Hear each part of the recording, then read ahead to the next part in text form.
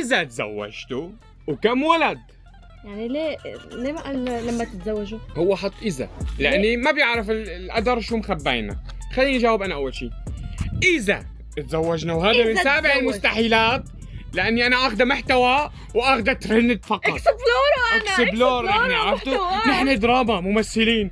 صح. وليك أنت طالع فشرت بنصها. صح. شفتوا إنه ممثلين؟ هذا المشهد أثر فيكم ولا لا؟ لهيك نحن إذا تزوجنا، راح نسمي الولد الأول عادل، والولد الثاني عمر، والولد الثالث ليلى. ولد.